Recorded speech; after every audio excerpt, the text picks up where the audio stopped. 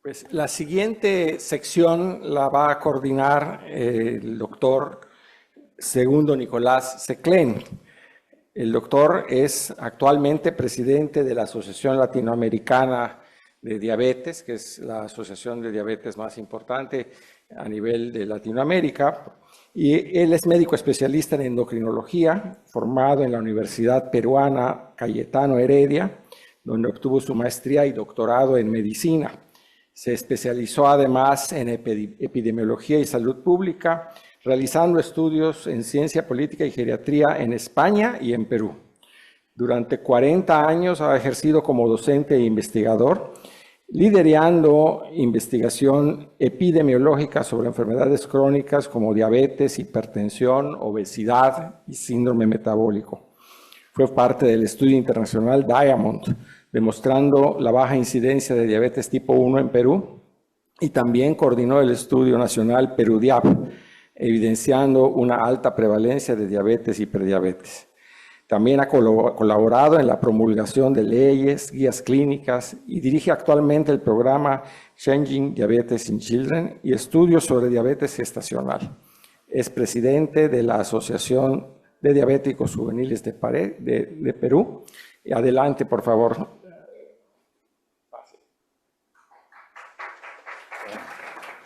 Muchas gracias por sus aplausos y les pido concentración porque generalmente las sesiones postprandiales son un poquito complicadas. Bueno, y les pido interés porque realmente lo que viene es un tema muy importante porque son las recomendaciones sobre el uso de edulcorantes en relación a las diferencias metodológicas que existen en los estudios, ¿no? Que es lo que sustenta su uso en los diferentes guías y sobre todo en las sociedades científicas.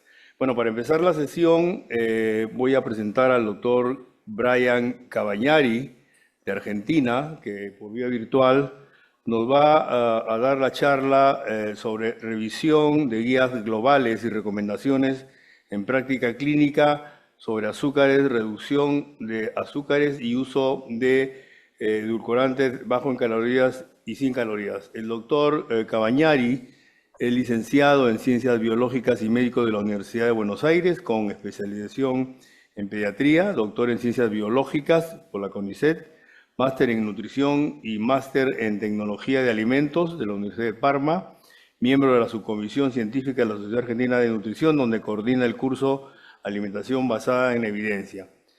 Finalmente es investigador en la carrera de Nutrición de la Facultad de Ciencias Médicas de la Universidad Católica de Argentina. Una de sus principales líneas de investigación analiza los efectos de los azúcares y de los edulcorantes no calóricos sobre la salud humana a la luz de la medicina basada en la evidencia, y ha publicado varias investigaciones científicas en la materia y participa actualmente en consensos internacionales, conferencias, reuniones de expertos y asesorías sobre la temática. Adelante, doctor Brian Cabañari. Muchísimas gracias, doctor, por la presentación. Me gustaría, antes de comenzar, chequear que se esté viendo bien. ¿Se ve bien mi presentación? ¿Y se escucha bien? ¿Hola? Bueno, asumo que se está viendo y escuchando bien. Voy a comenzar. Cualquier cosa me avisan. Bueno, muchísimas gracias de nuevo a los organizadores por invitarme a compartir con ustedes un poco sobre la revisión de las guías locales y las recomendaciones en práctica clínica sobre el uso de azúcares y reducción de azúcares mediante el uso de edulcorantes bajos en calorías o sin calorías. Se ve perfecto, Brian. Gracias. Muchas gracias. Muchísimas gracias. Bueno, como corresponde, comienzo con la declaración de potenciales conflictos de interés. Yo en varias oportunidades, en distintas conferencias, he recibido honorarios como orador por parte de la International Trainers Association, de la cual también soy miembro del panel de asesores científicos externos. Vamos entonces a comenzar con nuestra historia, que comienza hace exactamente 10 años. Nos situamos en el año 2015, donde la Organización Mundial de la Salud publica su directriz, ingesta de azúcares para adultos y niños, donde básicamente recomienda reducir el consumo de azúcares libres, planteando como una recomendación fuerte que este consumo debería ser reducir esta ingesta a menos del 10% de la ingesta calórica total. También como recomendación débil, condicional añade que sería mejor incluso disminuir este consumo a menos del 5% de la ingesta calórica total. Ahora bien, cuando se plantea esto, muchos de nosotros aquí presentes quisimos ver cómo es el consumo de azúcares en la región. Sé que por la mañana la doctora Georgina compartió con ustedes algunos resultados del estudio de Lance, así que no voy a entrar en detalle en esto, por supuesto, pero lo que les quería mostrar es que en los países estudiados de la región, todos, prácticamente todos, exceden estas recomendaciones de la Organización Mundial de la Salud.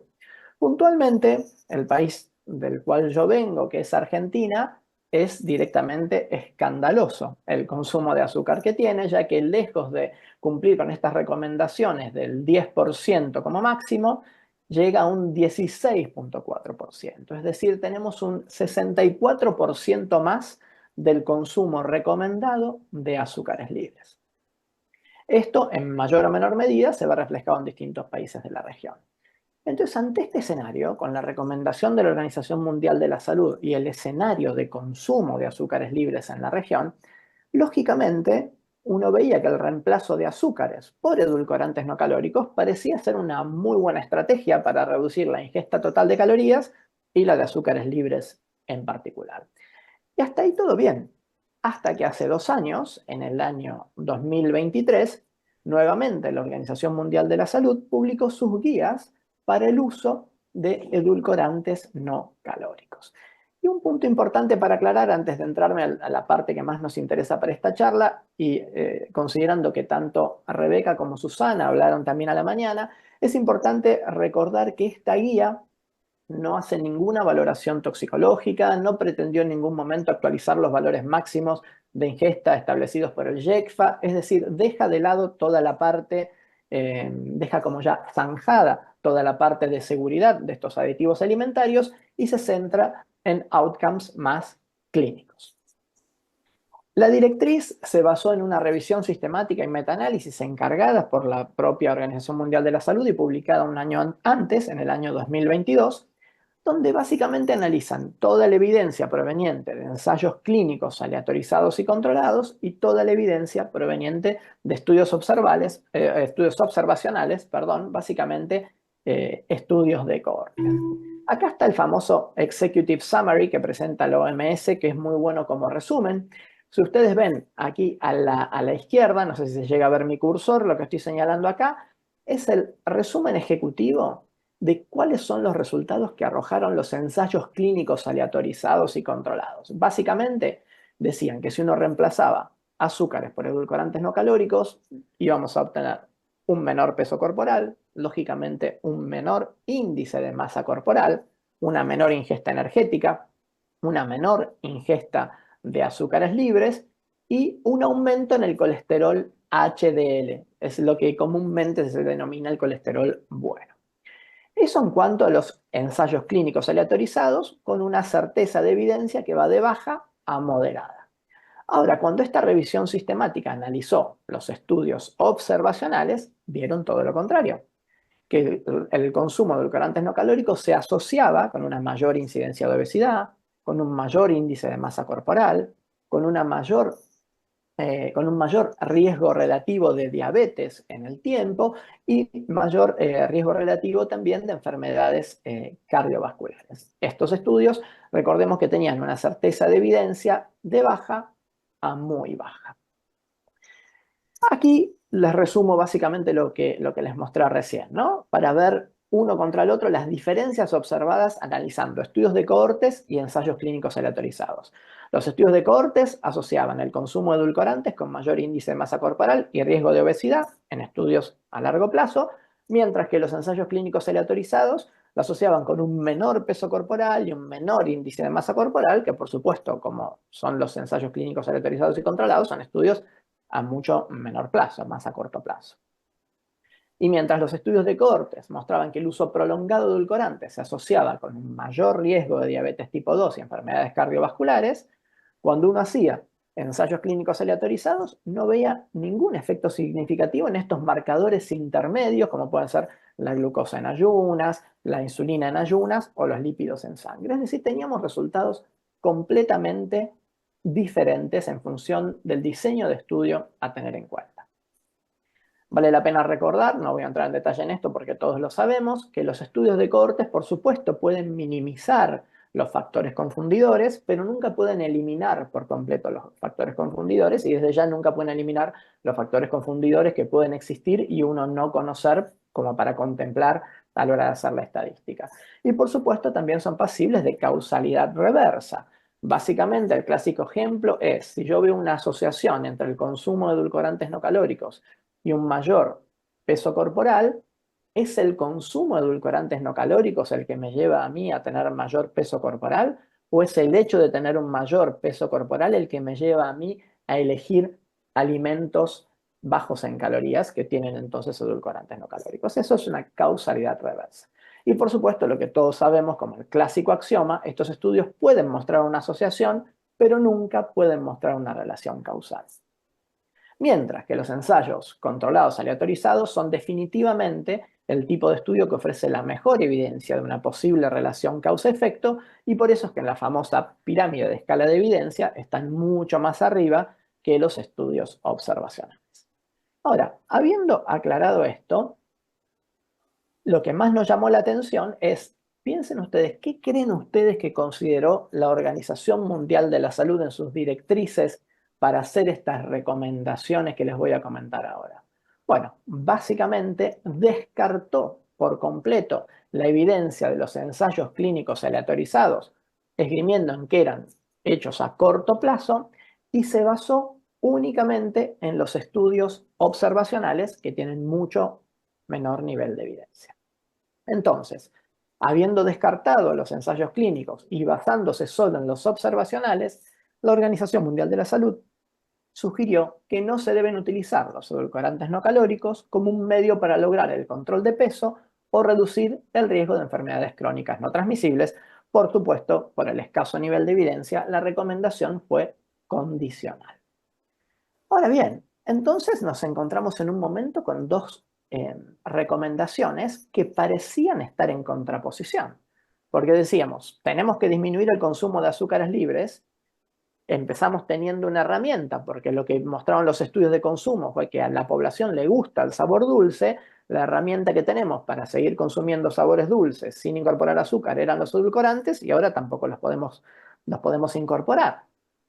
Entonces, ahí la pregunta que surgió es, tenemos una recomendación fuerte para disminuir azúcares, una disminución condicional, una recomendación condicional para no incorporar edulcorantes no calóricos.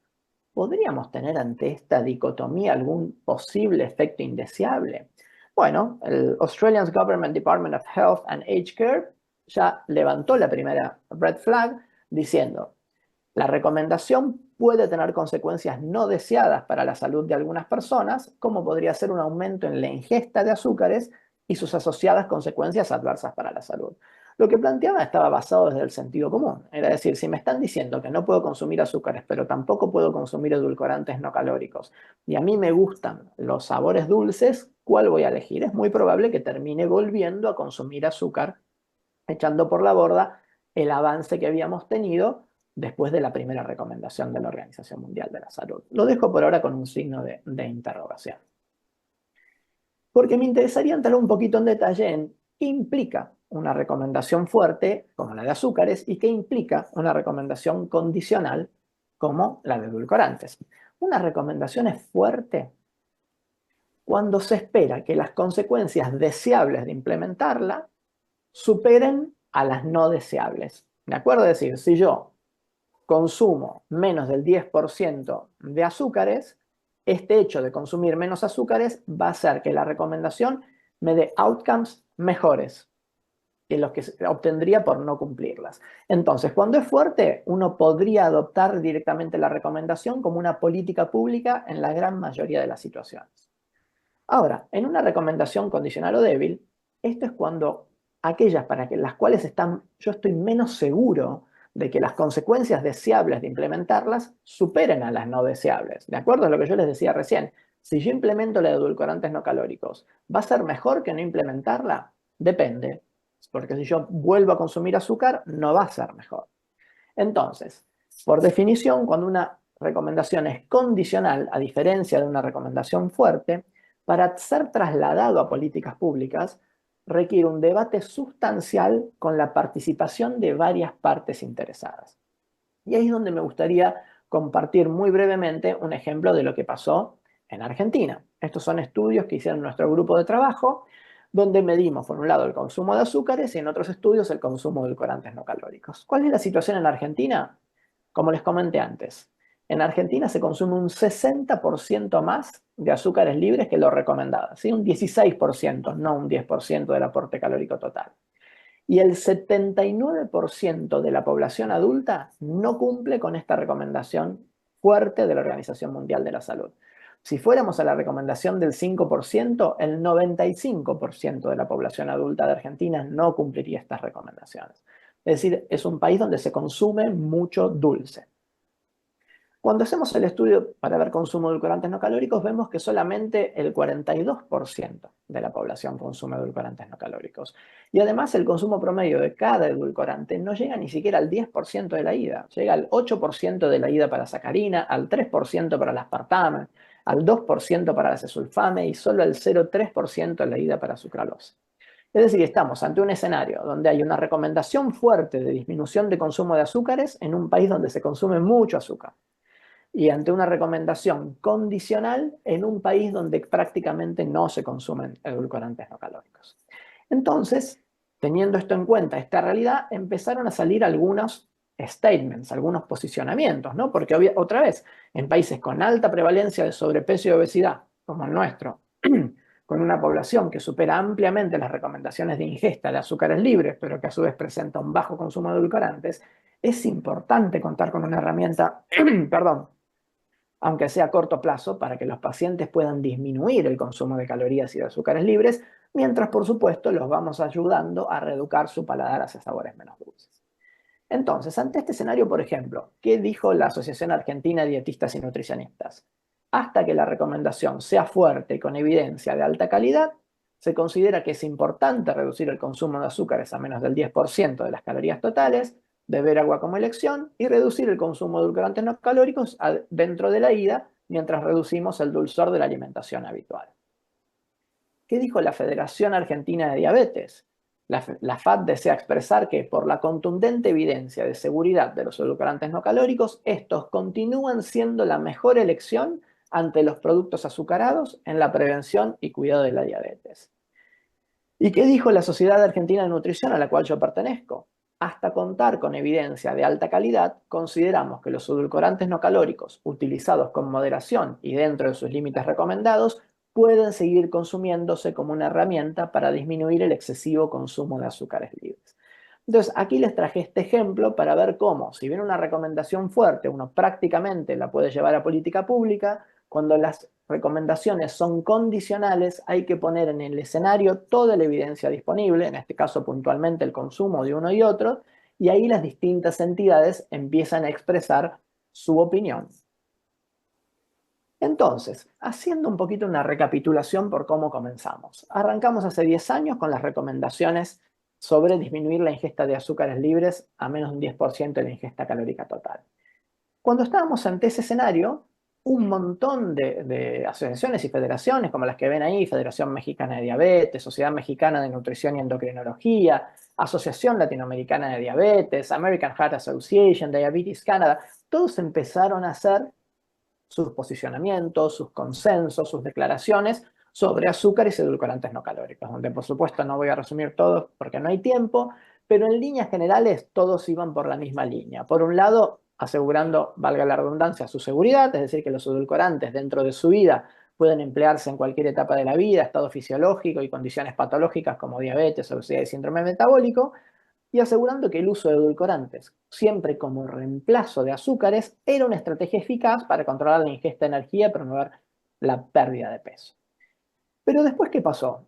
Como les comenté antes, hace 2 años surgió esta guía sobre edulcorantes no calóricos en 2023, con lo cual todo lo que estuvo publicado, los posicionamientos de estas sociedades, que desde ya, como eran todos del 16, 17 y 18, no incluían este posicionamiento de OMS, quedaron desactualizados. Con lo cual acá hago un primer llamamiento, por lo menos a todos los que estamos acá, que representamos alguna sociedad latinoamericana tenemos que volver a juntarnos, tenemos que volver a hacer consensos, posicionamientos, declaraciones, ahora que tenemos toda esta evidencia nueva para volver a actualizar este tipo de artículos que fueron muy interesantes.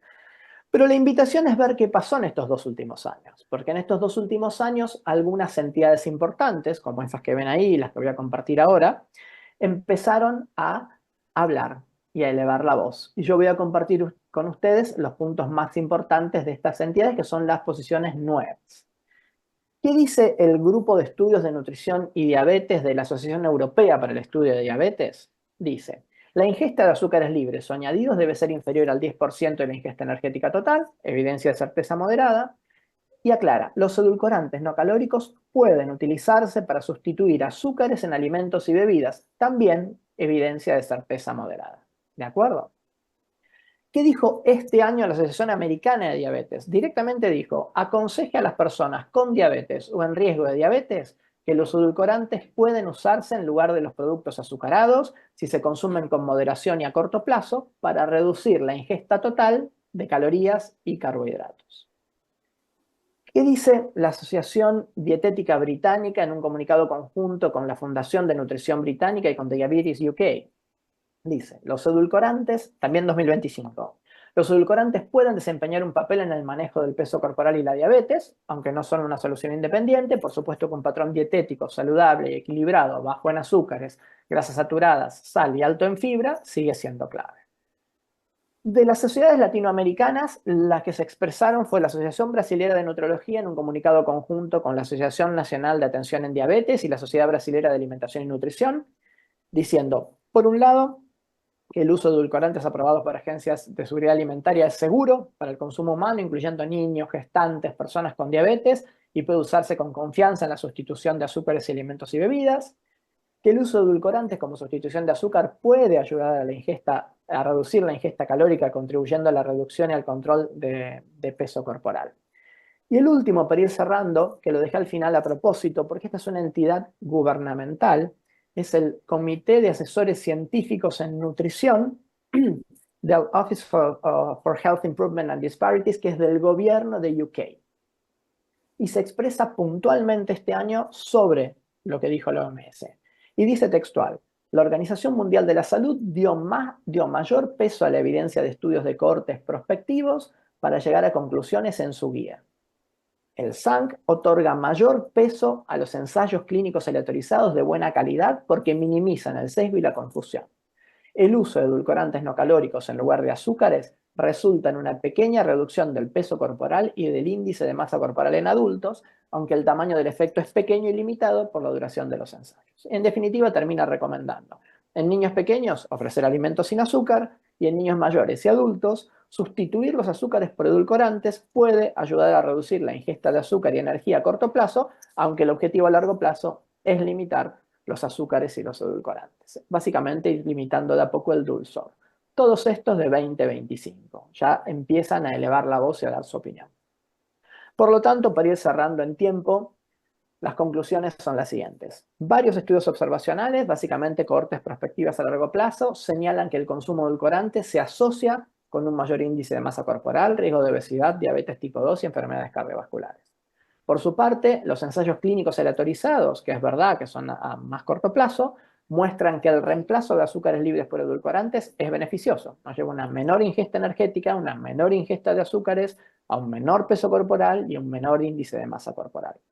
Las directrices de la Organización Mundial de la Salud, que sugieren no utilizar edulcorantes no calóricos como medio para lograr el control de peso o reducir el riesgo de enfermedades crónicas no transmisibles, se basaron únicamente en estudios observacionales sin tener en cuenta los ensayos clínicos aleatorizados que aportan mayor nivel de evidencia.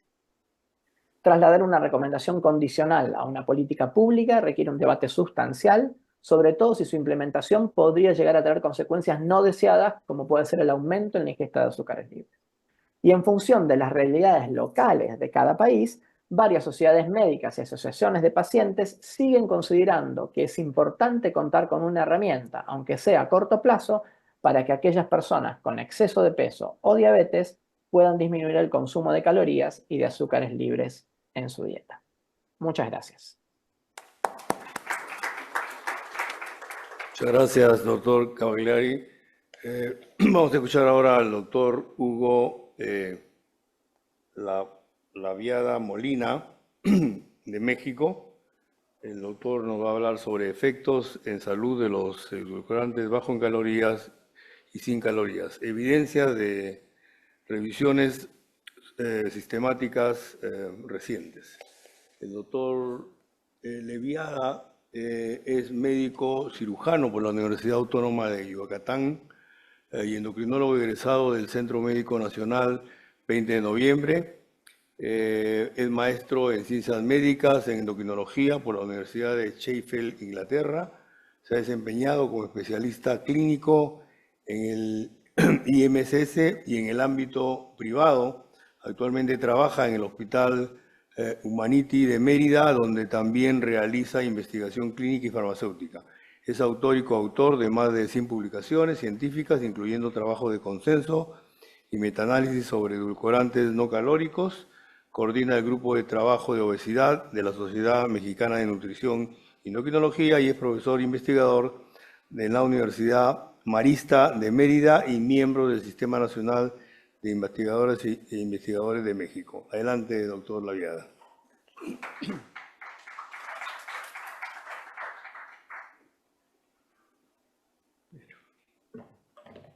Vamos a tratar de cumplir el reto de hablar de metaanálisis recientes. Pensé recientes, pues, ¿qué será? Los últimos 5 años, y cuando revisa uno lo que hay es verdaderamente abrumador. Por lo tanto, voy a tratar de centrarme en algunos aspectos que son los que están en el mayor centro de la polémica o que de alguna manera tratan de contestar la información con la que podemos ayudar a tomar decisiones o normar. Esta es mi declaración de conflicto de intereses. He recibido honorario de estas compañías e incluso algunas de ellas que tienen ingredientes con edulcorantes no calóricos. Ninguna de estas entidades ha tenido participación en la preparación de esta presentación. Y vamos a empezar con un tema que ha estado también pues en el centro del debate, que tiene que ver con el uso durante el embarazo de los edulcorantes no calóricos y su consumo en desenlaces que tienen que ver con parto pretérmino, con el peso del producto al nacer y la edad gestacional. Y este es un trabajo que se publicó en 2021. Ya habíamos tenido otros de la doctora Assad en relación al peso de bebés de madres que consumen edulcorantes no calóricos y que reflejaba en estudios observacionales un incremento de peso en los productos. Si nos fijamos aquí en lo que es el efecto global de estas 4 cortes, pareciera indicar que hay un incremento de 18% de riesgo en este caso, de parto pretérmico, ¿no?, en mujeres gestantes con consumo de al menos una porción o más de edulcorantes no calóricos durante la gestación.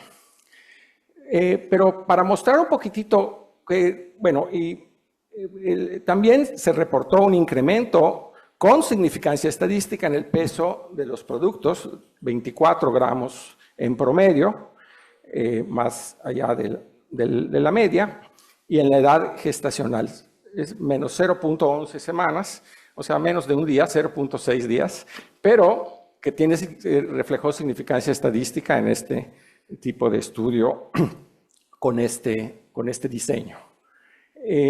Ahora, para mostrar el problema que tenemos con los estudios observacionales, este tema de los factores de confusión, vean ustedes, cuando se divide, por ejemplo, el parto pretérmico, ¿no?, como desenlace general de todas las mujeres, y vemos en el panel A aquellas que consumían durante el embarazo una porción de edulcorantes no calóricos, en el B las que consumían de 2 a 3 porciones y en el panel C las que consumían más de 4 porciones al día inclusive. Vemos que en las que consumían más se pierde la significancia estadística.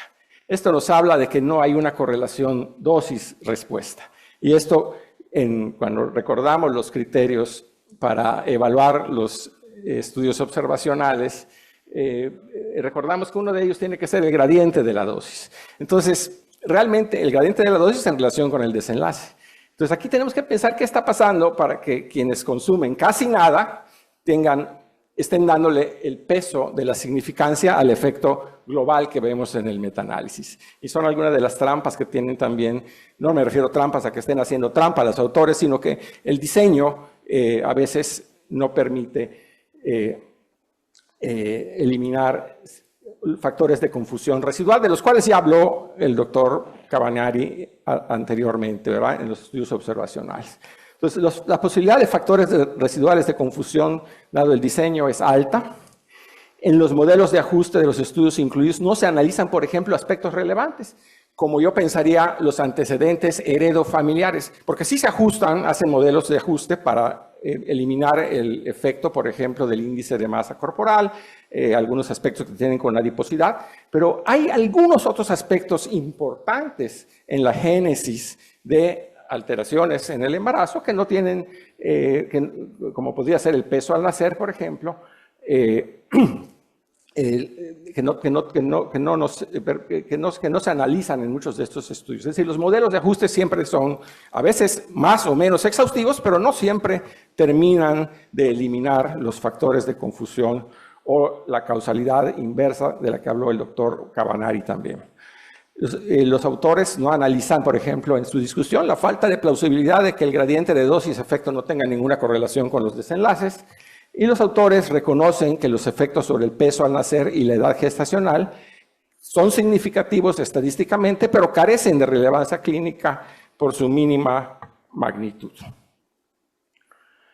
Vamos a hablar rápidamente sobre el tema de cáncer también, que ha sido un tema polémico a raíz de que también en 2023, en ese verano caliente, ¿verdad?, se reunieron dos agencias, la Agencia Internacional para Investigación sobre el Cáncer, dependiente de la OMS, la IARC, y el Comité Mixto FAO-OMS de Expertos en Aditivos Alimentarios, la IECFA, de la cual ya nos hablaron la doctora Rebeca y la doctora Sokolovsky también. Ambas evaluaciones tuvieron en cuenta estudios publicados después de julio de 2021, además de otros considerados anteriormente. Y la IECFA concluyó que las pruebas de una asociación entre el consumo de aspartame, en este caso estamos hablando específicamente de aspartame, y el cáncer de seres humanos no resultaron convincentes para ese comité. Sin embargo, la IARC concluyó que el aspartame es un posible carcinógeno humano del grupo 2B. Nada más para que sepan cuál es el grupo 2B. En alguna época estuvo incluido el café, está incluido y está en revisión, por ejemplo, si los teléfonos celulares causan cáncer, ¿sí?, o si la gasolina sin plomo puede causar cáncer. Es decir, es un nivel altamente especulativo, pero que, sugerido por ciertos estudios, pudiera generar cierta incertidumbre. Y ahí se clasifican. Y basándose en 3 estudios de casi 2 docenas de cortes, que las otras fuera de esas 3 no mostraron ninguna conclusión sugerente de cáncer.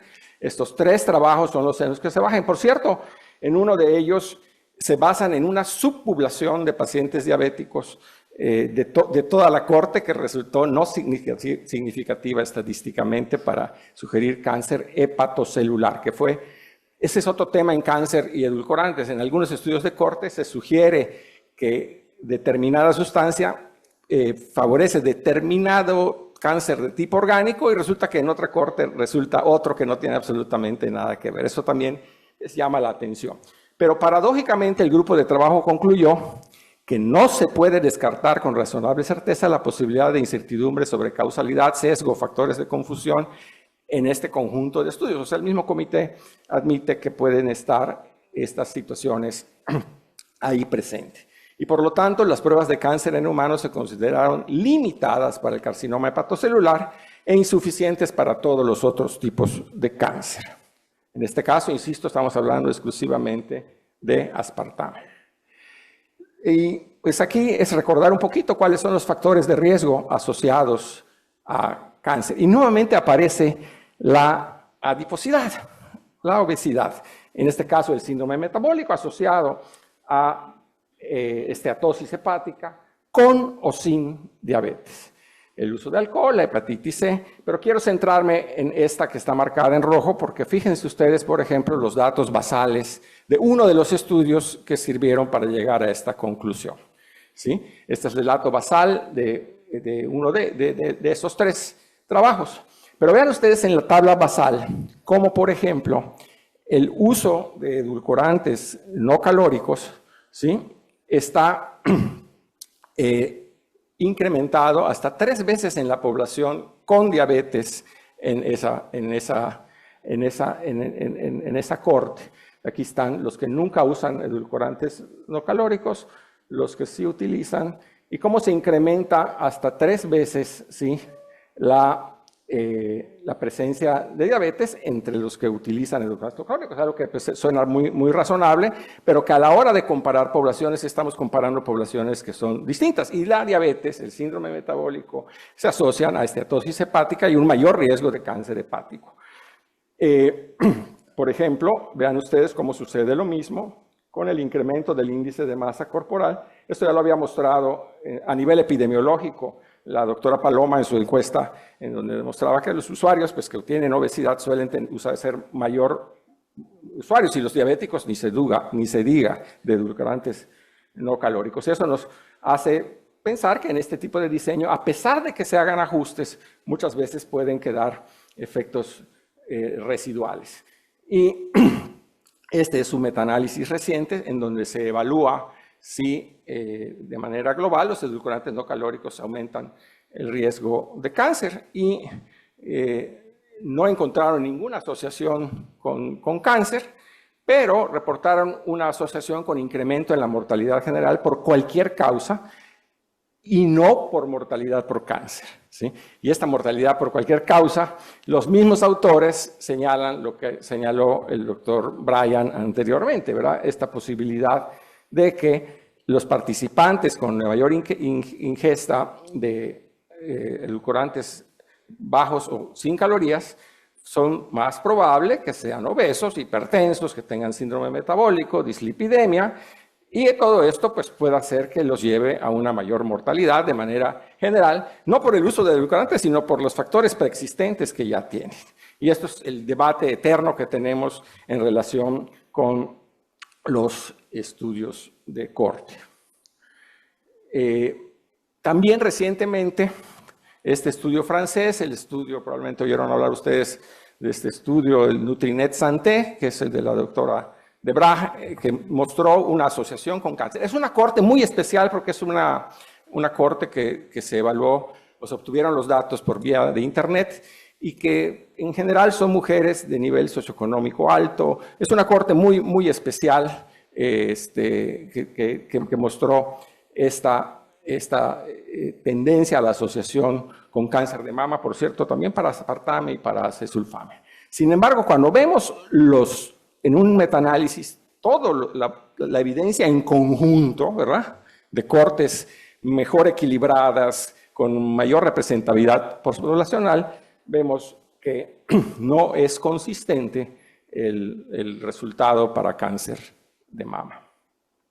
De hecho, el mismo comité de la OMS, de la IARC, no consideró el cáncer de mama y únicamente se quedó con esa situación del cáncer hepatocelular, en donde ellos mismos aceptan la incertidumbre, dado el carácter del diseño de los estudios, y de que cuando menos en algunos de estos estudios se basaron en subpoblaciones en donde predominaban diabéticos para este riesgo.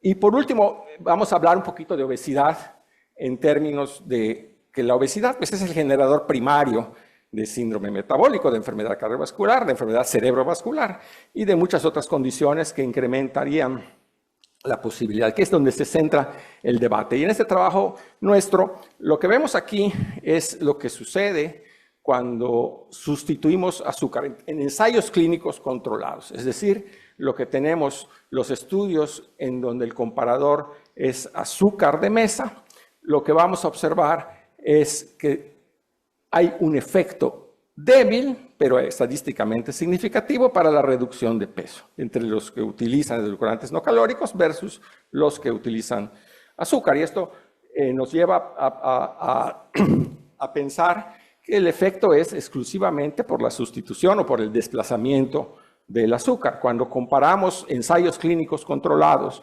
contra comparadores no calóricos, es decir, agua, placebo o sin ningún comparador, lo que vemos es que el efecto es completamente neutro. Es decir, el edulcorante no calórico no posee ninguna propiedad que favorezca la pérdida de peso, sino que simplemente está dada por la sustitución de azúcar, en todo caso, en los ensayos clínicos controlados. Y este es nuestro metaanálisis en niños. Y esto, pues, desde el punto de vista sobre si en niños pudiera favorecer obesidad, lo que vimos aquí es una tendencia igual. Cuando en ensayos clínicos controlados se sustituyen azúcares, hay una discreta tendencia, aunque en este caso no resultó significativa, para la reducción de peso. Más recientemente, nuestro grupo, con un grupo de Harvard, hicimos un examen en niños, porque el tema de niños tiene mucha importancia en el etiquetado. Hicimos este metaanálisis en donde tratamos de reunir tanto ensayos clínicos controlados como observacionales.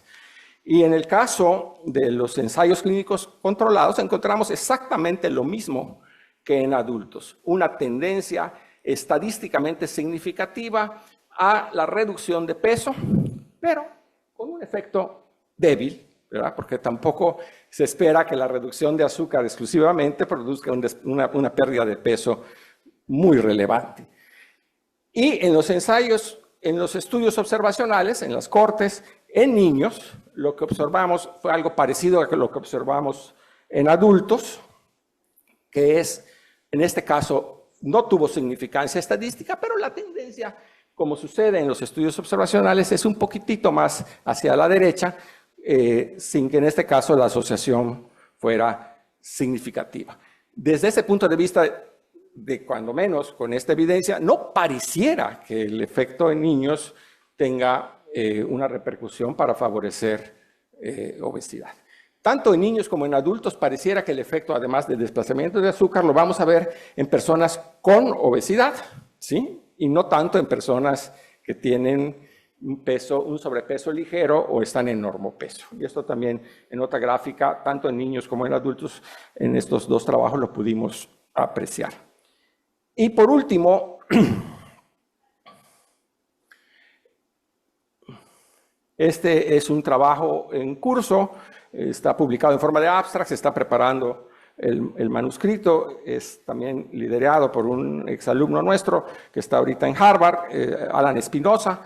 Es aplicando nuevos modelos de análisis. Ahorita el doctor Siebenpiper va a hablar un poquito de eso, con mucho más detalle que yo, pero lo que hacen estos modelos de análisis es estudiar cortes, también estudios observacionales, pero evaluando cortes que cuenten con evaluación secuencial de consumo. El problema es que la evaluación de la exposición puede estar sobreestimada o subestimada si se asume que los sujetos en la toma basal o en las evaluaciones dietéticas basales van a mantener su consumo o van a ser consumidores todo el resto de su vida, o los que no consumen van a ser no consumidores todo el resto de su vida. Entonces, si utilizamos cortes en donde sí se hace la evaluación secuencial y se hacen modelos de sustitución en donde los sujetos se va evaluando su consumo real a lo largo de los años, y análisis de mediación en donde se va evaluando el evitamiento de las bebidas azucaradas, ¿verdad? Entonces, lo que vamos a observar es, aún en ensayos, en estudios observacionales, es decir, en estudios de corte, lo que vamos a observar, vean ustedes, es una pequeña reducción de peso, ¿sí? Cuando los sujetos con cada incremento de dosis de edulcorantes no calóricos, perdón,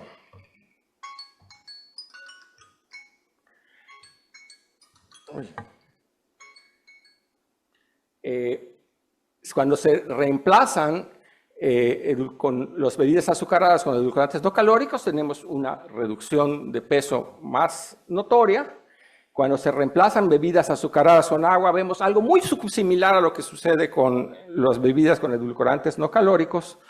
Y el único detalle en donde cuando se reemplazan bebidas azucaradas con agua, vemos que en las mujeres sí parece haber una superioridad a los edulcorantes no calóricos. Esto no lo hemos podido explicar con claridad, este dimorfismo sexual, y no sabemos si se presenta en otras cortes, pero con nuevos modelos de análisis de los que se va a hablar a continuación, parece ser que no se sostiene aún ni en las cortes ni en los estudios observacionales que los edulcorantes no calóricos estén asociados a aumento de peso. Y cuando esto se ve, como se va a ver a continuación con otros desenlaces de salud, pues también parece que se disipan las significancias para esas entidades. Muchas gracias.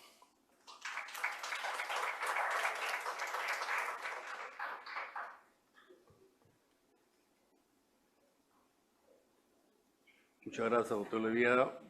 Ahora, para terminar la sesión de la tarde, vamos a tener el gusto de escuchar al doctor Steven Piper, no sé si estoy pronunciando bien, Steven Piper o Piper de Canadá. Nos va a dar su charla en inglés sobre Piper. Okay, thank you. El tema es metodologías avanzadas para superar limitaciones en la investigación. El doctor Steven Piper es científico clínico y ocupa cargos como profesor de la Universidad de Toronto y como médico y científico en el Hospital Saint Michael. Ha establecido un programa de investigación reconocido internacionalmente que se centra en el uso de ensayos controlados aleatorizados y enfoques epidemiológicos para abordar cuestiones clínicas y de salud pública relacionadas con la dieta y la prevención de enfermedades cardiometabólicas. Ha recibido numerosos premios, participa directamente en el desarrollo de guía de práctica clínica para obesidad, diabetes y enfermedades cardiovasculares y forma parte de comités de expertos en Canadá y Europa. Ha publicado más de 300 artículos y fue reconocido como Highly Cited Researcher en 2023 y 2024 entre el 0.1% de los investigadores más citados. Adelante, doctor Steven Piper. Come on.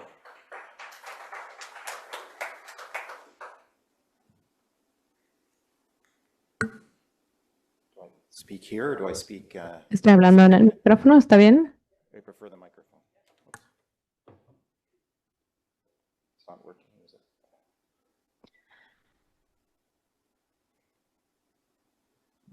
Okay, well, thank you very much for that. Gracias a todos por gracias por esta presentación y gracias a todos los que nos trajeron y nos reunieron. He disfrutado muchísimo y ya estoy esperando las siguientes sesiones. Me parece que ya establecieron muy bien dónde estamos con los lineamientos y la evidencia y la base para esto.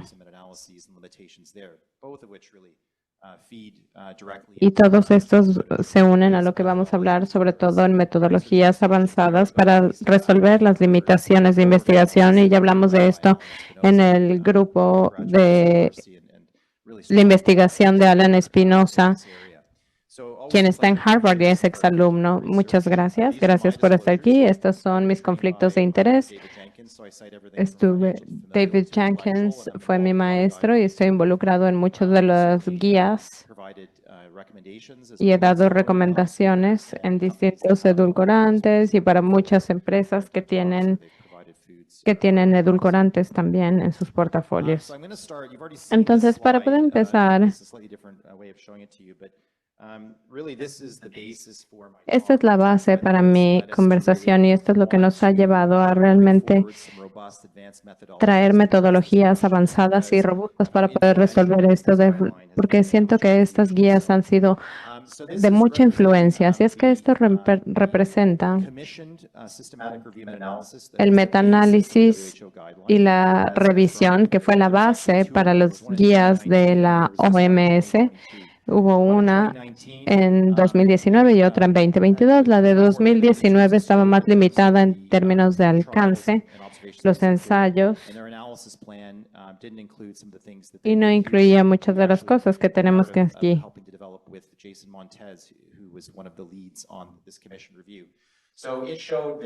Y esto nos mostró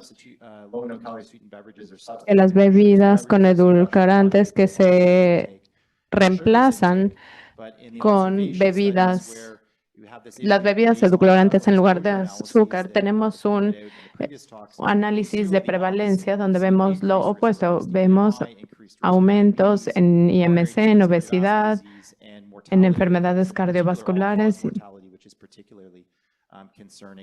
y sobre todo la mortalidad, por ejemplo, por cáncer y nacimientos prematuros. Esta es la interpretación de esto, parte de esta guía, y solamente quiero regresar un momento.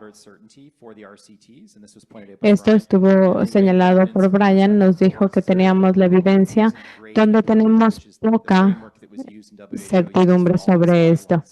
En conclusión de estos dos, nos da más peso a los ensayos aleatorios y controlados, pero cuando vemos esto es que hay una interpretación diferente y Brian ya lo discutió un poco, pero vemos aquí las palabras que se establecieron, es que los resultados discordantes, y este es un problema en la nutrición,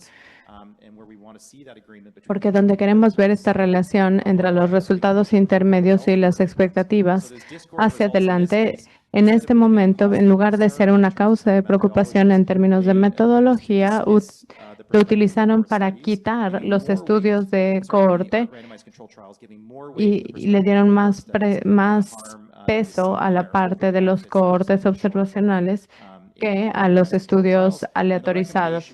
Y la recomendación de la OMS, algo que quiero que noten en esta recomendación que me parece muy relevante, es la forma donde dice, en ninguna parte vemos que se mencione el azúcar, que es un contexto necesario en esto, porque si vemos otras guías, y voy a avanzar a esto, donde vemos recomendaciones a favor de los edulcorantes, el contexto siempre está presente. Es una distinción importante. Lo quitaron aquí. Tenemos solamente el uso de los edulcorantes. Entonces, ¿cuál es el consenso en las guías globales para todo esto? Y Brian ya nos dio un vistazo. Vamos un paso adelante, así es que hicimos un estudio sistemático de las guías y realmente muestra los números de lo que seguramente ya sabrían por la plática de Brian. Si comparamos las guías, como por ejemplo la de la OMS, y de los distintos países comparados con las guías de las prácticas clínicas, vemos una diferencia. Las guías de las prácticas clínicas son universales y recomiendan los edulcorantes. Solamente hay una que no, que es para la enfermedad inflamatoria intestinal, porque todos los demás favorecen el uso de edulcorantes. Es un acuerdo casi global en estas recomendaciones. Para los grupos de perspectiva, el 47% fueron en contra y solamente el 37% dieron apoyo. Pero este 37% que apoyaba y que aportaba opiniones positivas, tenían este contexto necesario del azúcar. Otro tema importante de la plática de Hugo es también la evidencia sobre la que se basan. Estos dos grupos ven ensayos clínicos en grupo, pero si vemos las guías de clínica, ellas se apoyan más en los estudios aleatorizados y controlados. Esa es la convención en la medicina basada en evidencia. Y esto es porque las guías se relacionan ahí comparado con quienes hacen las políticas de salud pública donde se basan en los cohortes y en estudios observacionales. Sin embargo, vamos a darles más peso a los cohortes de perspectiva. Es importante. La epidemiología y las guías de nutrición, en este caso específico, esta es la razón por la que tenemos la discordancia de las guías de práctica clínica y de salud pública. Es algo que me enseñó en su presentación, es separar los distintos tipos de guía. Otro punto importante es que ese número seguramente está subestimado porque tenemos 108 países ahí que tienen guías de alimentación de 195 o 2 observadores que son las Naciones Unidas y todos los demás estarían utilizando las guías de la OMS. Entonces esos países que no tienen sus guías adoptan la de la OMS. Así es que seguramente ese número es un poco más alto. Así es que solamente quiero enseñarles estas diferencias porque son muy importantes y nos muestran en un diagrama lo que Brian ya nos contó.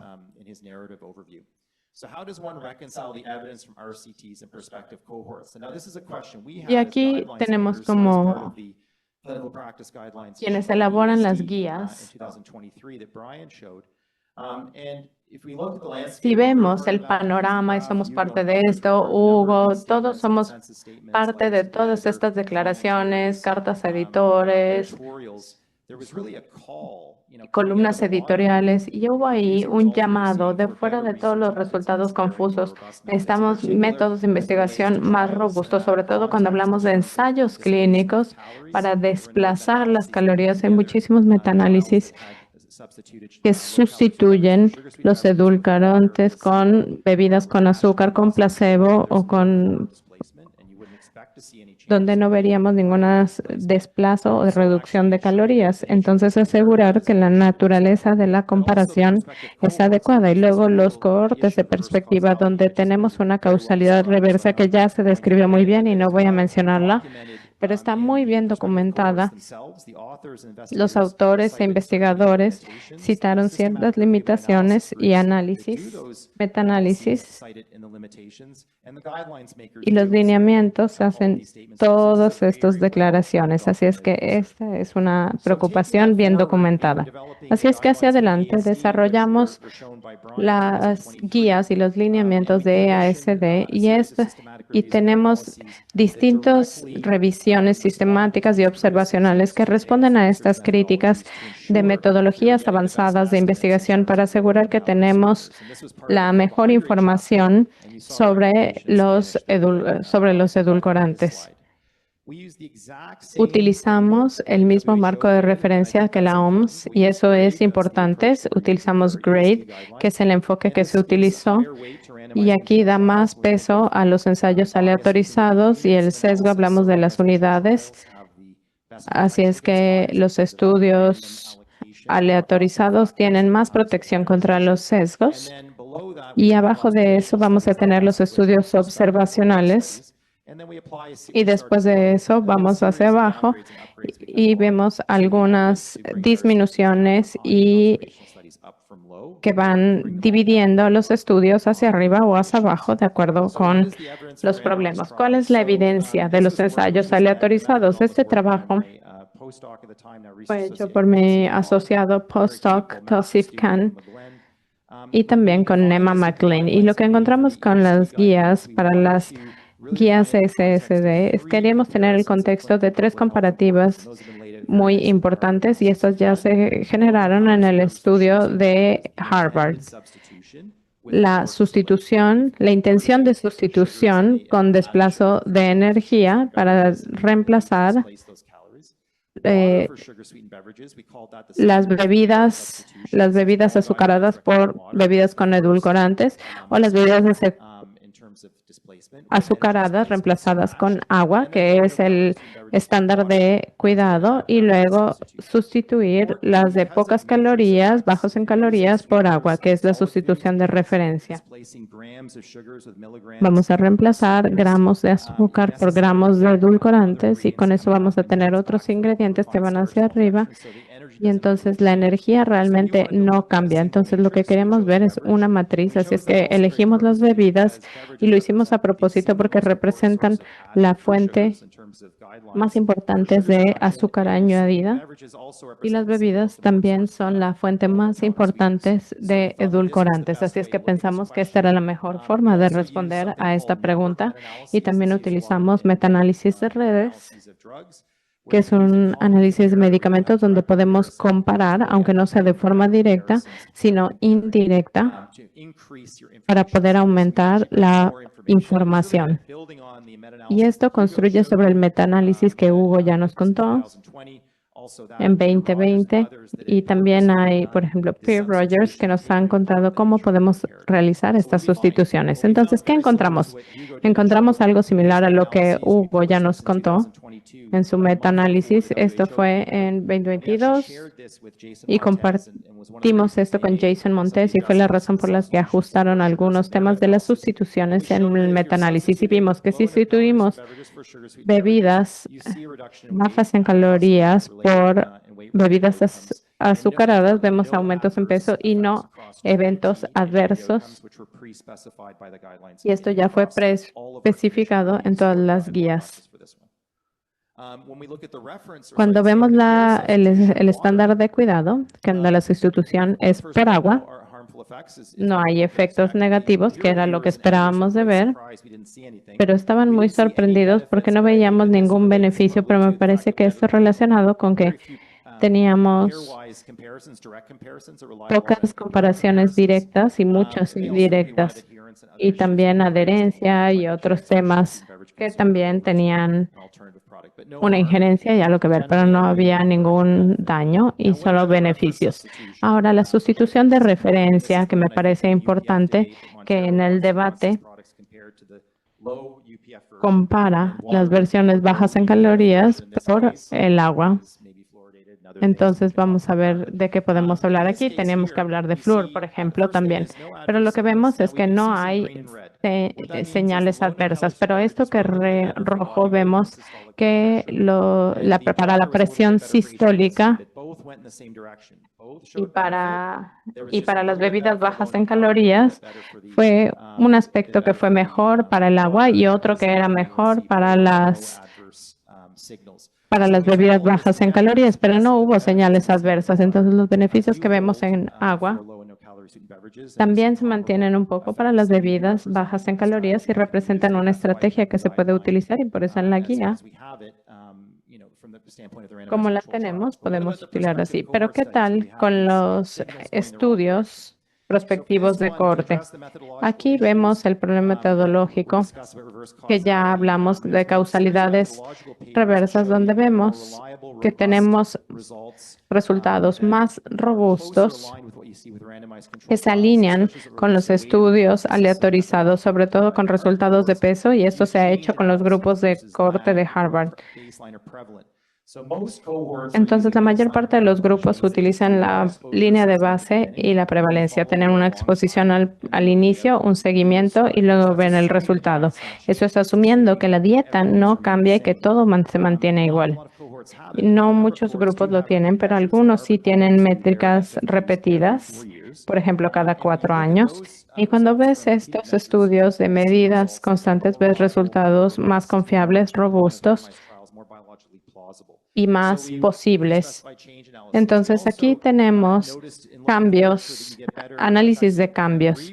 Vemos literatura que está de acuerdo con los estudios aleatorizados y después uno de cohortes y utilizamos un estudio de sustitución porque es una intervención. Así es que establecemos estas 3 sustituciones que ya mencionamos y todos los análisis tienen que probar el tema de la adiposidad para evitar la causalidad reversa. Así es que hicimos esto y vimos la sustitución y vemos información que se alinea muy bien con la evidencia de RCT. Entonces, en lugar de aumentar el riesgo, como lo vimos en las exposiciones de prevalencia de la OMS, aquí vemos reducciones de peso, de obesidad, de enfermedades cardíacas y mortalidad por enfermedades cardiovasculares y mortalidad total. Así es que vemos resultados que se traducen de acuerdo con lo que vemos en los estudios aleatorizados.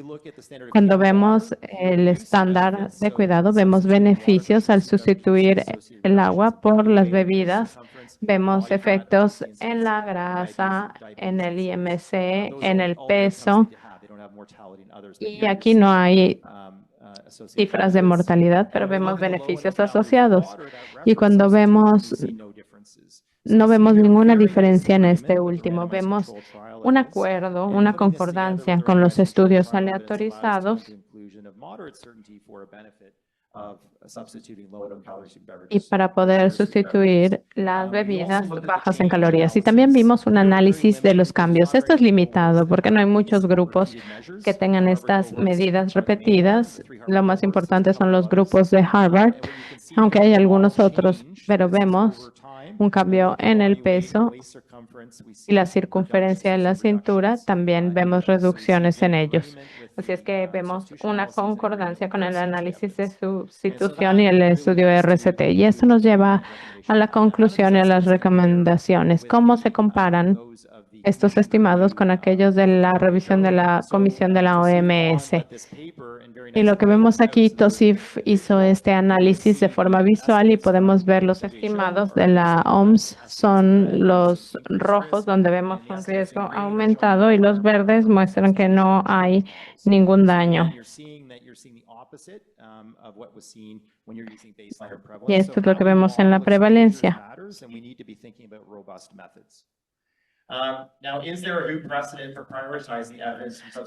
¿Hay un precedente de la OMS para priorizar la evidencia de los análisis de sustitución? Bueno, realmente sí lo hicieron y aquí hay un ejemplo para las grasas saturadas.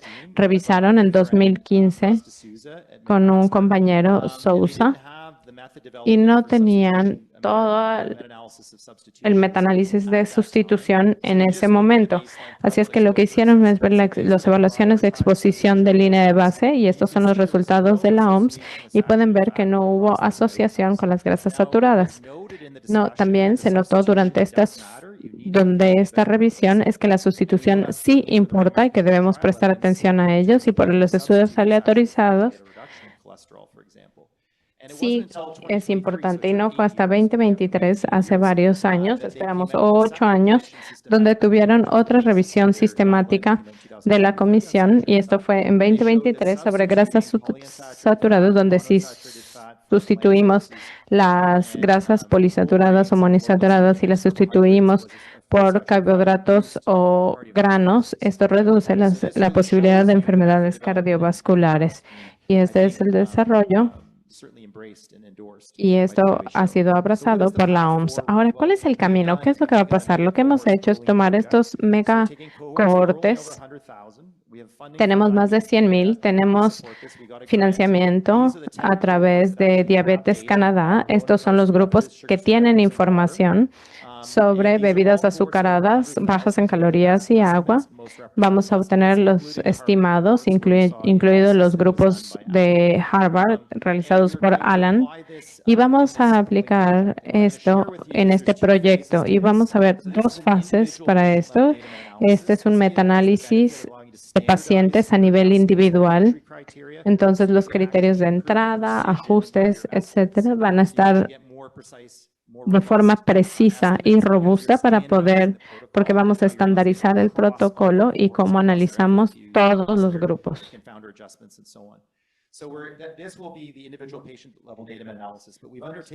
Y también hemos tomado un primer proyecto y que vamos a finalizar ahorita para todos estos grupos, que es ver la información agregada. Es una metasustitución, es un desarrollo que toma los estimados de bebidas bajas en calorías, bebidas azucaradas y agua, y podemos poner la sustitución incluso donde no la tenemos. Entonces vemos algo similar a lo que vemos en el metaanálisis de la diabetes.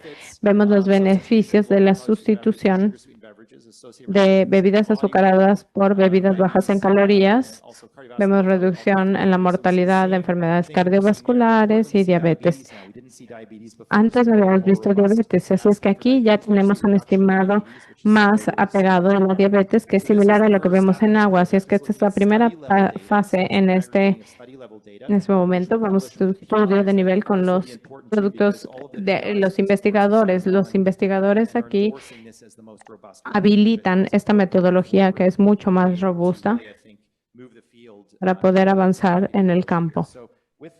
Y con esto solamente déjenme darles mis conclusiones. El ejemplo de los edulcorantes y los resultados de salud muestran la importancia de tomar en cuenta la naturaleza comparadora para poder hacer inferencias adecuadas de los efectos en ensayos aleatorizados y ver métodos de evaluación y de exposición y poder hacer ajustes, por ejemplo, en la adiposidad, para mitigar la causalidad reversa y resultados residuales en los estudios observacionales.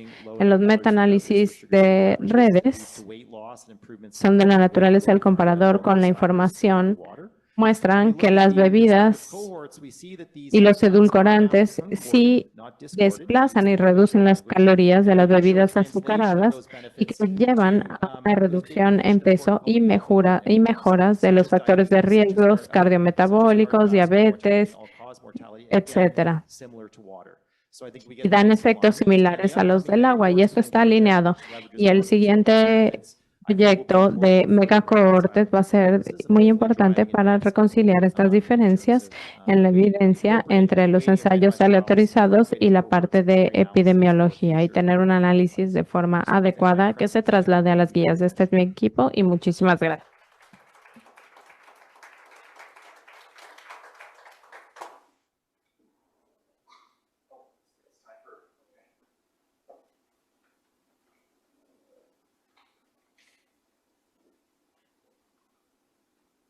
Bueno, muchas gracias, doctor Steven Paper. Excelente conferencia realmente porque nos pone clarísimo el camino a seguir en las futuras investigaciones. Bueno, vamos a pasar a la parte de la discusión y quisiera invitar al panel a la doctora Mónica Hurtado de México, al doctor David Fernando López de Colombia y a la doctora Nayanet Jaques de República Dominicana. Sí.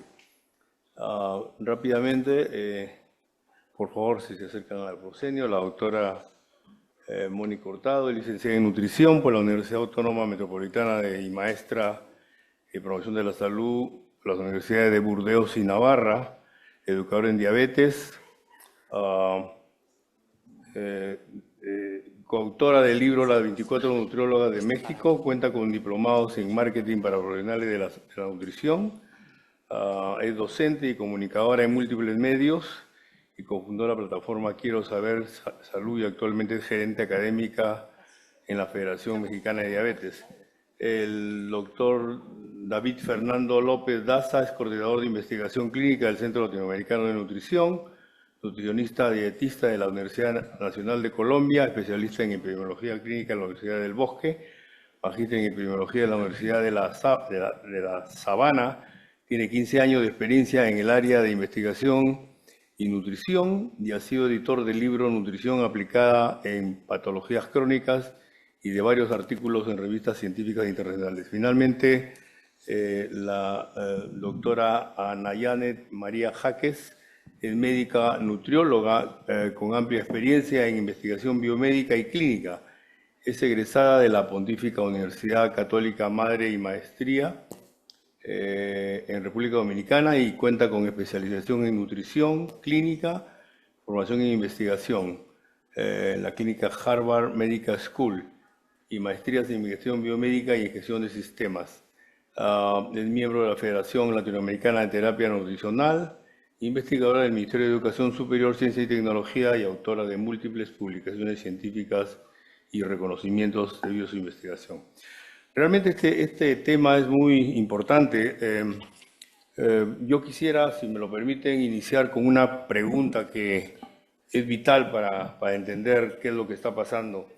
Definitivamente, la primera pregunta sería, ¿quién evalúa a los evaluadores de la OMS, ¿no? Para poder tener una sensación de seguridad respecto a lo que la OMS concluye, porque realmente son dirigidas hacia políticas públicas en cada país. En segundo lugar, es clarísimo, por lo que han expuesto, de que hay una discordancia entre lo que la OMS concluye respecto a los edulcorantes no calóricos y lo que dicen las guías clínicas de práctica clínica en el mundo, ¿no? Incluyendo la de nutrición y la de diabetes. Y por lo tanto es importante definir, creo yo, por supuesto con la ayuda de los miembros de la mesa, qué hacer ante esta problemática, ¿no? Tenemos un gap, o sea, un agujero negro entre la OMS y las sociedades científicas, en donde claramente en la vida real lo que cumplen los pacientes son los que indican la guía de práctica clínica. O sea, cómo hacer que la OMS pueda virar sus investigaciones o sus estudios hacia sustentar realmente lo que debería de ser una realidad, que es que realmente los edulcorantes no calóricos ayudan al manejo de la obesidad y ayudan al manejo de la diabetes, entre otras patologías, ¿no? Es una pregunta general que quisiera, por favor, nos la puedan contestar.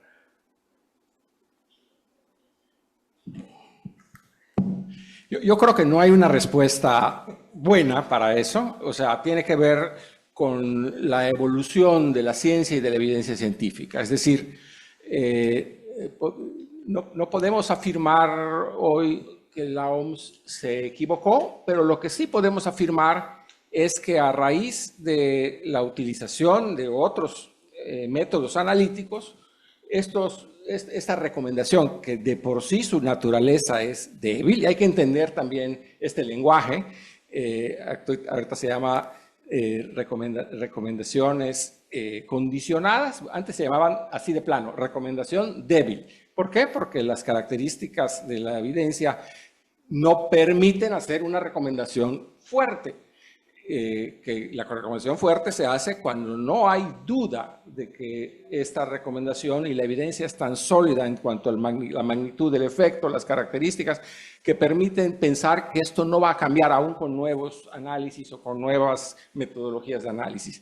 Aquí tenemos evidencia de que sí podemos cuestionar y que pensar que no es que exista un error, sino lo que existe es diferentes perspectivas para analizar la evidencia. Y esto en ciencia se vale, es parte de la controversia y es parte del diálogo científico que tenemos.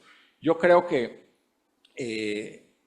también hay otros aspectos que han ido surgiendo también en cuanto seguramente Alonso nos va a presentar en algún momento algunos aspectos, por ejemplo, de cuando analizamos por separado los edulcorantes no calóricos, no todos son iguales, ciertamente. Quizá hay algunos de los que tengamos que tener ciertas precauciones y que el problema que tenemos también cuando evaluamos en sus metaanálisis es que metemos en una sola bolsa todo.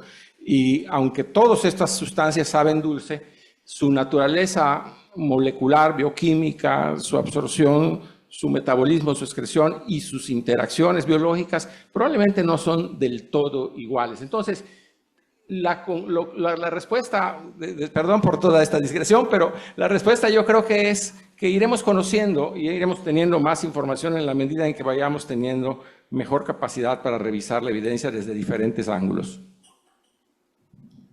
Bueno, me uno a la respuesta del doctor Lavilla en ese sentido, obviamente que es difícil una respuesta en esa parte, pero lo que sí tenemos certidumbre es que hay incertidumbre en términos de investigación alrededor de la nutrición y obviamente desde el punto de vista OMS, con los cambios que se están dando en términos de metodologías de investigación que se están desarrollando, obviamente debe buscar adoptar ese tipo de nuevas tendencias que se están dando y más en esta área tan importante y tan mediática como son los edulcorantes.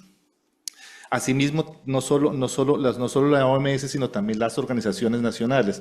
Veíamos que las guías de práctica clínica tenían mucho mayor adopción, por ejemplo, esas recomendaciones, más que las guías de las públicas. Entonces, por ejemplo, los ministerios de salud, las secretarías de salud de los diferentes estados también deberían buscar adoptar ese tipo de información a partir o basado en ese tipo de información clínica y científica, pero también teniendo muy buenos asesores en cada una de estas instituciones, debido pues obviamente a que si ese conocimiento no está totalmente, digamos que abstraído, resumido por estas personas que generan ese tipo de políticas o normas, pues va a ser muy difícil también el adoptar. Es importante también que esto no se vuelva un tema de moda, que entonces el tema de que si la idea es que hay que sacar los edulcorantes, entonces hay que evitémoslos, saquémoslos, no, sino más bien es a través de soportándolo en evidencia, y evidencia de las megacohorts, como lo mencionaba el doctor, nos ayuda justamente a tener o abocar ese tipo de modificaciones en ese tipo de acciones que podemos tener para el uso de cierto tipo de sustancias, en este caso los edulcorantes. Bueno, primero quiero felicitar a todos los ponentes, extraordinarias presentaciones. Me hicieron recordar a mis estudiantes y lo expreso de forma muy sencilla. Cuando yo le doy a veces artículos a leer a mis residentes, a veces simplemente me leen el abstract y ya luego tienen inmediatamente una idea concluyente de qué se trata, y probablemente si se hubieran leído el artículo completo, su conclusión fuera otra. Entonces, usted decía, ¿quién evalúa a los que nos están dando las recomendaciones? Nosotros. Nosotros, los que somos profesionales del área de la medicina y de la nutrición, que nos leemos el artículo completo, somos los que tenemos que dar respuestas y decir, oiga, no estamos de acuerdo con esto por estas razones. Si ustedes se fijan en la mayoría de las, vamos a decir, recomendaciones, no hay una razón para no utilizar. Simplemente hay un no utilizar. Sin embargo, en la evidencia con base siempre tenemos el por qué. Sí podemos utilizar, porque la palabra de ahorita, son seguras porque son seguras, ¿no? Y podemos reírnos un poco, pero al final de eso se trata la ciencia, de eso se trata la investigación, de dar respuestas concluyentes, no un parecer personal. Y creo que en esta área es donde hay más debilidad en ese sentido. Y nos pasaba también, pongo un ejemplo de la medicina, hace unos años atrás, Darren Hayland tenía un artículo de la glutamina y se satanizó el uso de la glutamina. Sin embargo, luego vimos todos los participantes de ese estudio estaban en falla multiorgánica y sí, murieron. Todos tenían una alta probabilidad de morir. ¿Fue la glutamina o realmente era porque era una población que no era la ideal? Entonces aquí vemos justo eso. Hay estudios que comparan cosas diferentes. No hay dosis claras. Los metaanálisis de repente te comparan el perro con el gato y la gallina y luego dices al final quién puso el huevo, ¿verdad? Entonces creo que aquí hay que detenernos un poco en ver también de dónde o basados en qué evidencia estamos hablando.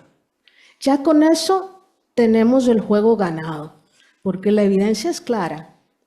Entonces tenemos que seguir la evidencia, no hay otro punto en este sentido. Gracias, acá tengo. Yo creo que justo coincido con todo lo que comentan anteriormente, y sí, basarnos en que la Organización Mundial de la Salud da una directriz general, cada uno de los países la tendrá que ir adaptando, y de ahí cada una de las sociedades, por ejemplo, la Asociación Americana de Diabetes, sin duda en cada una de sus posturas cada año dice, se pueden utilizar de manera juiciosa, es decir, de manera cuidadosa, dependiendo de cada una de las personas. Y creo que nosotros como profesionales de la salud tenemos esas herramientas para poder decidir con qué consultante, con qué paciente lo vas a utilizar. Hablando desde el tema de la Federación Mexicana de Diabetes, justo nuestra población es una población que vive con diabetes y que se beneficia del consumo de estos productos.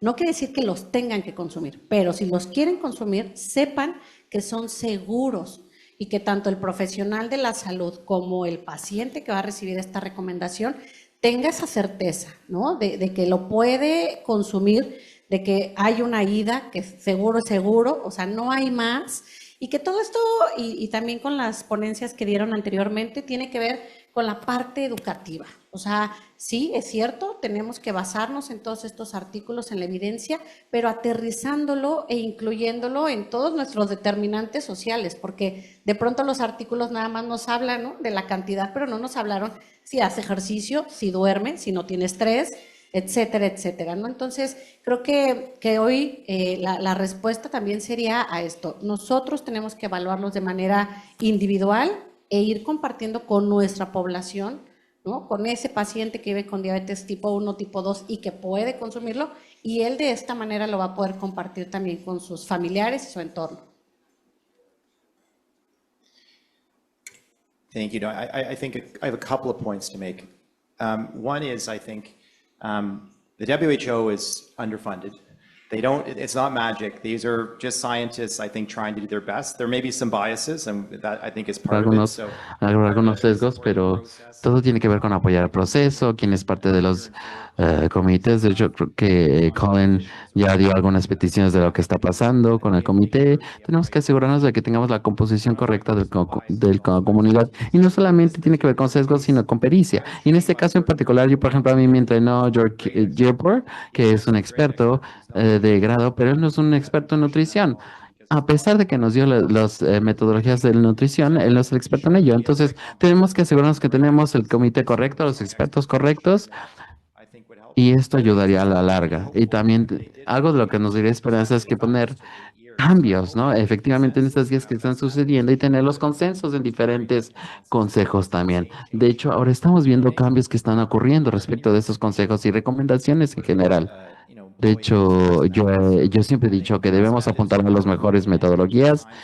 Obviamente lleva tiempo para que estas metodologías sean adoptadas por todos, pero tenemos que probar el hecho de que OMS debería tener más transparencia, una mejor composición de expertos e incluso tener el conocimiento del público, si es posible, y de esta manera aseguraremos los mejores métodos a la larga. Y había otro comentario sobre que los epidemiólogos no están viendo individualmente los elementos de los EBCSC. Entonces, por ejemplo, normalmente se dice que solo es el aspartame o que solo es uno u otro.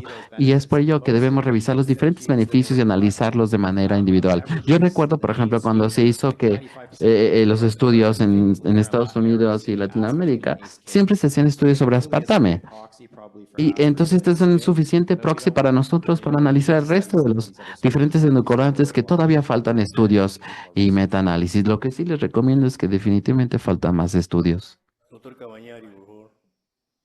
Muchas gracias. Bueno, coincido con prácticamente todo lo que se ha dicho. Yo lo que quería señalar, que a mí me pareció que lo comentó en su charla magistralmente John, fue cuando él hizo la diferencia entre en estas recomendaciones que están más basadas en salud pública y las prácticas clínicas que están más basadas justamente en los ensayos clínicos, pues la práctica clínica, que es la pregunta inicial era ¿qué tenemos que hacer nosotros cuando tenemos el paciente en el consultorio? Porque una cosa es el escritorio y otra cosa es el consultorio. Cuando nosotros tenemos el paciente frente al consultorio, nosotros sabemos, porque lo vemos todos los días, que hay cosas que funcionan. Y vienen de la mano de lo que decía también John, de los comparadores. Por eso yo creo que yo soy optimista y sé que esto va a terminar confluyendo en un futuro como pasó con las grasas trans. ¿A qué voy? Si viene un paciente a nuestro consultorio que viene tomando 2 litros de agua por día, a nadie en su sano juicio se le va a ocurrir decirle no tomes más 2 litros de agua por día, toma bebidas con edulcorantes no calóricos. No tiene sentido. Estamos cambiando una excelente práctica, un gold estándar de algo no calórico por algo no calórico. Pero si viene una persona consumiendo 2 litros de una bebida azucarada por día y nosotros lo cambiamos a una bebida con edulcorantes no calóricos, estamos reemplazando un montón de azúcar y un montón de calorías por algo no calórico. Y vemos que funciona, definitivamente vemos que funciona. Eso ya no es el escritorio, es el consultorio. Y acá es la importancia del comparador. Nosotros tenemos que comparar qué pasa cuando sacamos algo calórico, como el azúcar, y lo reemplazamos por algo no calórico. Entonces, yendo un poco a la pregunta de inicio, yo creo que nosotros tenemos que basarnos mucho más en lo que dicen las prácticas clínicas, porque es lo que nosotros vemos día a día en nuestro consultorio y sabemos que esta sustitución de azúcares, que sabemos aportan 4 kilocalorías por gramo, por edulcorantes no calóricos, funciona. Desplaza calorías y desplaza azúcares libres. Así que creo que ese es el camino y ojalá que nos lleven un poquito menos que 8 años para terminar en algo convergente, como fue el caso de las grasas trans, que también expresó el doctor Steven Piper. Muchas gracias, doctor Cabañari. Ahora vamos a las preguntas del auditorio. Doctor. Hola, Brian, todo el panel. Tengo una consulta. Mirando el contexto latinoamericano, donde la obesidad es elevada, el consumo de azúcar, bebidas azucaradas es elevado, y donde probablemente hay muchos países que jamás van a hacer una guía, con suerte tienen una guía alimentaria, la necesidad de generar un consenso latinoamericano, pero que parta desde Latinoamérica, conociendo la realidad, para orientar a los países, a las autoridades, a los profesionales de salud en población sana y en población con patologías, con obesidad, con diabetes, con alguna enfermedad crónica. Yo he sido testigo en reuniones, por ejemplo, con el Ministerio de Salud en mi país, que me han dicho, no nos interesa la evidencia científica para tomar una decisión. Entonces, y eso es fuerte, porque finalmente uno estudia los metaanálisis, va con toda la evidencia y te dicen eso y uno queda, bueno, ¿para qué perdí mi tiempo? Pero, ¿creen ustedes que podría ser una herramienta importante en nuestra región, un consenso regional del tema? ¿Alguien quiere hacer algún comentario?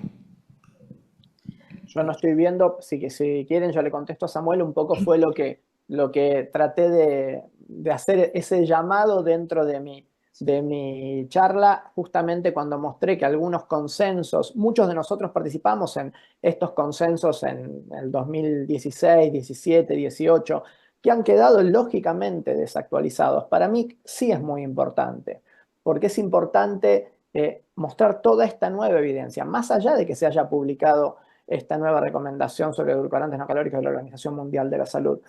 Todo esto que está contando John es fabuloso, hay que ponerlo de conocimiento, bajar esta información a un lenguaje entendible para aquellas personas que no trabajan en estos tópicos como nosotros.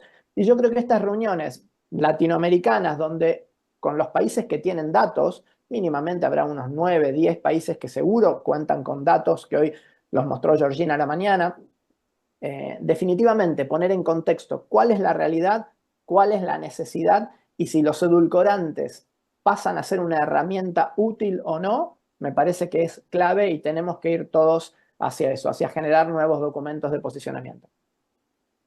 Yo quiero secundar eso. Realmente sí hay países que tienen data, no solamente de obesidad, algunos en Latinoamérica, incluso de la actividad física, hay un observatorio de actividad física en algunos países, no tantos, creo que algunos 4, pero algo es algo, ¿ok? Para hacer políticas públicas necesitamos más que estudios realizados en otros países. Luego que te reúnes con políticos, te van a pedir data de tu país, cosa que en Latinoamérica no tenemos. Y eso frena mucho esa conversación con algunos políticos que luego te dicen, bueno, eso es en Estados Unidos, eso pasa en la China, pero aquí, ¿cómo eso se traduce económicamente y cómo eso se traduce en beneficios real? Entonces, los consensos son el primer paso. Cuando sociedades científicas se reúnen y toman una posición, eso te da aval para luego ir donde ese mismo político y decirle, mire, esto es un consenso latinoamericano, este es el primer paso. Ha funcionado con algunas cosas que hemos hecho en Latinoamérica y te lo puedo decir claramente que no es fácil, pero sí es el primer paso y es muy útil. Así que yo creo que esto debe ser el inicio de eso, de reunirnos como Latinoamérica y hacer una posición científica y un consenso en base a esta realidad, porque evidencia tenemos, ¿verdad? Lo único que tenemos es que hacer una narrativa real y científica al respecto. ¿Alguna pregunta final ya porque estamos con el tiempo? Bueno, muy bien. Simplemente para enfatizar lo que dijo el doctor, siempre el apellido es un poquito complicado, pero lo puedo decir, el doctor John Steven Piper, de que realmente en la pirámide de los estudios de investigación, los ensayos clínicos son los que tienen la mayor especificidad y sensibilidad, y que a eso debemos apuntar para este tipo de trabajos.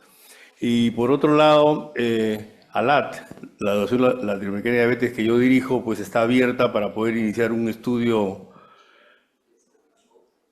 multipaís para tratar de tomar una posición al respecto, porque realmente, sobre todo en Latinoamérica, las políticas públicas son tan débiles que realmente necesitamos un refuerzo muy potente de la sociedad científica para que eso se lleve adelante correctamente. Muchísimas gracias y un aplauso para los tutores.